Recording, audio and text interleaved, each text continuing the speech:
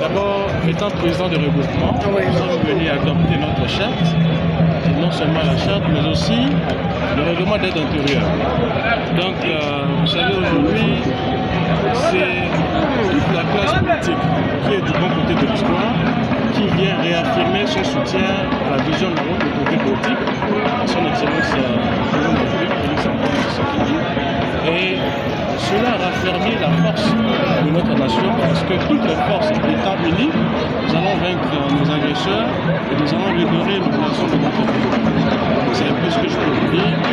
L'occasion aujourd'hui, c'est non seulement adopter cette charte, mais aussi démontrer à la face du monde que toute la classe politique est derrière son chef de l'État. Et que le président n'est pas seul, toutes les filles et fils du Congo sont avec lui. Quelle chance que vous donnez au secrétaire de l'Union sacrée et professeur Mbata? Vous savez, le secrétaire permanent a eu à faire un travail exceptionnel. Si nous sommes ici, c'est parce qu'il y a eu un monsieur qui a travaillé, il faut le dire. Et je pense qu'il a encore beaucoup à apporter à notre plateforme et nous le soutenons parce que la haute autorité politique a fait son choix sur cette personne et nous pensons que ce n'est tout à fait normal et légitime. Okay, merci. Merci. Vous venez également participer à ces deuxièmes congrès, alors quel est déjà votre point de vue? Non, je crois que c'est un événement important.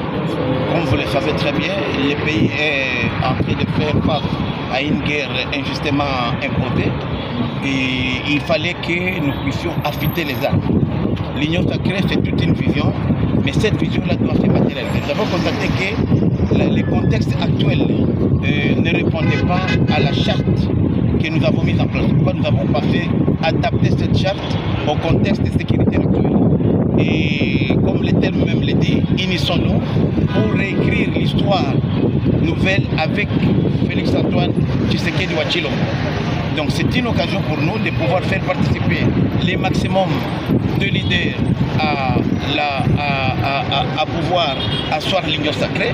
Et c'est aussi l'occasion pour nous de créer l'émulation. Cette émulation-là pourra demain nous permettre d'avoir un dauphin. Ce n'est pas un secret, il faut passer au dauphin. Mais le dauphin ne va pas être nommé, ne va pas être désigné. Le dauphin doit partir, doit sortir de nous. Parmi les meilleurs entre nous, il y aura un certain qui pourra succéder à Antoine Félix Tshisekedi. Ce n'est pas un sujet tabou, nous pouvons en parler aujourd'hui. C'est pourquoi nous pensons qu'il faut que les gens s'expriment librement dans l'Union sacrée. C'est le combat que nous avons mené et il faudrait qu'aujourd'hui, cette charte ici soit le Vadmekim. Nous allons la divulguer à toute la base pour que chacun même au plus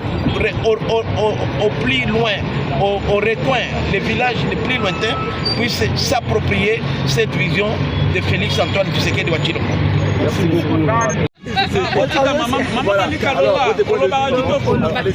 Écoutez, c'est une bonne initiative qui a été prise par les hautes autorités, par le président de la République, de vouloir rassembler en fait autour de ce deuxième congrès tous les partisans, tous les alliés et toutes les couches politiques pour nous faire connaître sa pensée, pour nous faire connaître sa vision.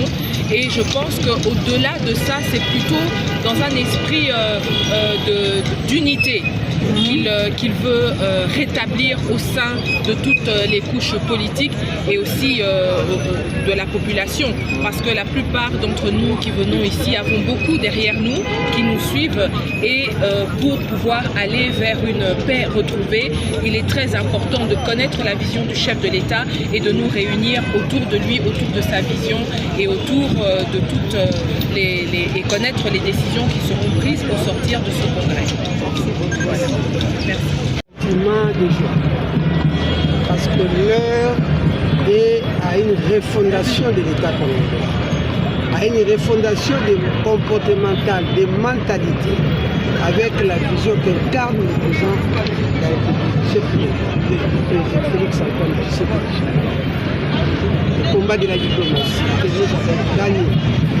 Aujourd'hui, il faut refonder l'État, il faut asseoir les institutions, l'autorité de l'État sur le pays et que ces pays puissent, son peuple puisse mieux vivre, mieux exister et que la joie règne.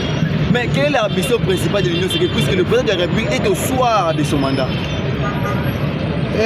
Soir, je ne sais pas ce que tu appelles soir. Décret, bien sûr. Le président de la République est encore sous son mandat et nous, en tant qu'accompagnateurs de sa vision, nous sommes là parce qu'il y a des questions et ils doivent demander une réflexion. C'est pourquoi la charte a prêté l'Union sacrée format 6 est devenue l'Union sacrée format 40. Vous comprenez par là qu'il y a d'autres forces qui continuent à s'ajouter, même jusqu'aujourd'hui, pour que nous tous nous puissions conjuguer les mêmes verbes changement en République démocratique du Congo. Et la jeunesse qui est en train d'émerger, les mentalités qui doivent changer et que nous puissions mieux vivre et mieux exister dans ces pays que Dieu nous a. Merci. Puisque nous avons conquis le pouvoir en donnant au chef de l'État 73% des suffrages, nous allons l'accompagner à conserver le pouvoir le plus longtemps possible. La mission de l'Union sacrée à ce stade, à travers son secrétaire permanent, c'est de conserver le pouvoir le plus longtemps possible jusqu'après 2028. Comment? Parce que vous êtes déjà au second. L'Union sacrée, ce n'est pas une poubelle. On doit mélanger les gens qui ont abusé de ce pouvoir pendant. Nous devons faire un recyclage et le nouveau dans l'Union sacrée. C'est la nouvelle charte. Est-ce que l'Union sacrée est partante du dialogue intercongolais? Mais bien sûr, le dialogue entre les Congolais, oui. Pas entre les belligérants qui ont tué, qui ont massacré la famille. Ils doivent répondre de leurs actes.